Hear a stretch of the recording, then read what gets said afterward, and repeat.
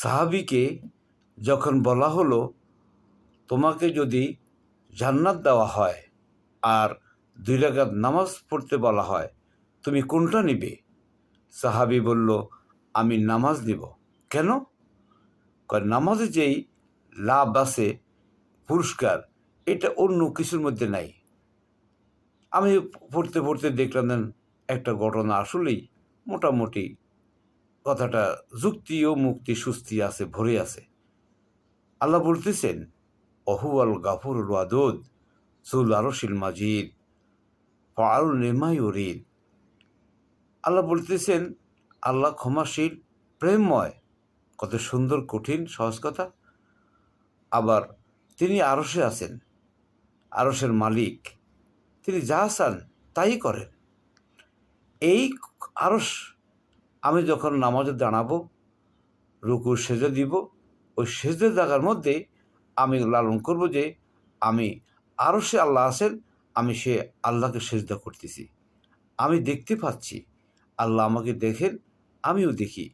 আমি যখন অনুভব করা শুরু করব, মনে লালন করা শুরু করব, তাহলে আমি কিন্তু কোন ফাঁকে বিশাল এক সময় চলে গেছে, আমি মনে মনে যা ইচ্ছে তাই চাইব, সব কবুল হয়ে যাবে। আমরা যখন এইভাবে সেজদা রুকু করতে পারবো, আল্লাহর এই আরশকে লালন করতে পারবো, তাহলে আমার মাথায় যত রোগ আছে, রোগ থাকবে না। আমার শরীরে যত রোগ আছে, থাকবে না। এরপরের কথা, আমার পেট, আমি যদি পেটে আমার খাওয়া কন্ট্রোল করি, পেট সবচেয়ে ঝামেলার জিনিস। পেট দেখে আমার রোগ থাকবে না। জোয়ান মানুষের রোগে তছনছ হয়ে গেছি। যদি আমি খাওয়া এই কোরআন পড়ি, সেজদা করি, তাহলে মাথার রোগ শেষ, ফিনিশ। আর যদি আমি খাওয়া কন্ট্রোল করি, যত সুস্বাদুর খাবারে হোক, আমি যদি আমার 10 ভাগের 1 ভাগ খাই, 5 ভাগের 1 ভাগ খাই, এভাবে বারবার খাই, দেখবেন একসময় আপনি ডাক্তার ভুলে গেছি আমরা।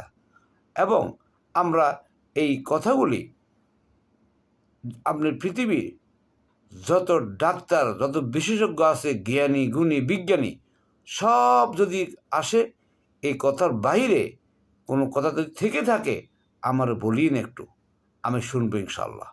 কারণ এই যা আল্লাহ বলছেন, উনি যা চান তাই করেন। উনার কথার বাইরে কেউ কোনো সুযোগ নাই কিছু করার।